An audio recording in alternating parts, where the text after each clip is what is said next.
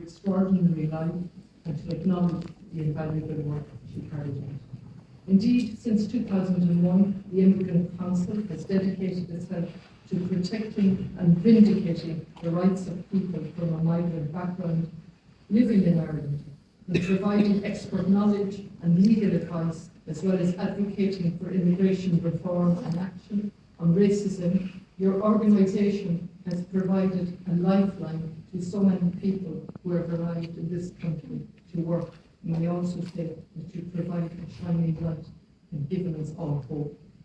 In that time, Ireland as a country has changed profoundly and is now a multicultural, multi-ethnic society. More than 1 in 5 people living in Ireland were born outside of this beautiful country, and migrants now play, as you well know, a vital role across critical sectors, including healthcare, education, construction, agriculture, hospitality, and technology. We simply could not have a functioning country without your work.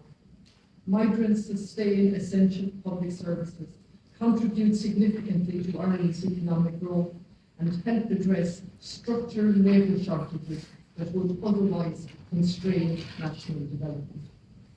The change in Irish society and the contribution of migrants to our society and economy has been clearly acknowledged, of course, in the government's National Action Plan Against Racism, which runs from 2023 to 2027. It is the second action plan of its kind, and it was launched 15 years after the first one. It was a bit of an interlude between the two. Planning for Diversity was the name of the first one in 2005 to 2008. The decade and a half in between saw the impacts of austerity, the COVID-19 pandemic, and the rise of social media and hate speech. But the plan clearly sets out priority actions and objectives within specific timeframes. And I had a good read of it to refresh my memory in relation to it. It also clearly sets out Ireland's legal protections from racial discrimination, and I counted 10 instruments, national instruments, including our Constitution, international and EU. I won't list them out, but we clearly set out in that strategy, and it's important to highlight the legal protections and our legal obligations. The implementation of the plan, of course, is absolutely vital. And indeed, former Minister Roderick O'Gorman, in his foreword, and there are 3 or 4 forewords, and they're all worth reading. One is by the former Taoiseach Leo Varadkar, we have 2 ministers, and we have Professor Catherine Connolly, all of which are worth reading. And Roderick, Minister at the time, he said, the national plan, this national plan, proposes actions to help make Ireland a place where the impacts of racism are acknowledged in the first instance, and then, secondly, actively addressed. It is rooted in a commitment to human rights values, democracy, and the rule of law.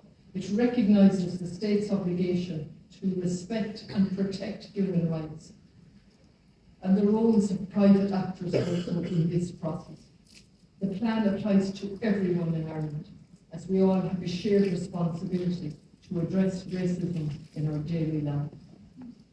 Significantly, and I say this with a little humility, but Galway recognised the importance of an anti-racism strategy 21 years ago, in 2005, and I had the privilege of being there when that strategy was launched. And interestingly, it was called Towards a City of Equals, and that was March 2005. And it clearly sets out what was happening at the time and the actions that were needed. And it was the first, I think, of its kind, certainly in this country. And the most important thing about that 21 years ago was that it came from the ground up. It was based on evidence and experience of incidents that were completely unacceptable, and it came from the ground and from the community, the city partnership at the time, of working in collaboration with the city council. It sought to consign racism to the history books. That was its aim. We know to our detriment that we're certainly not at that point yet. In this context, your conference today is very important. The conference, as you know, brings together government departments, public bodies, local authorities, our society, civil society, researchers and migrant communities to bridge the gap between policy, strategy and actual action on the ground. And that is the challenge, bridging that gap. Topics under discussion today are many and varied. Some of them jumped out from me.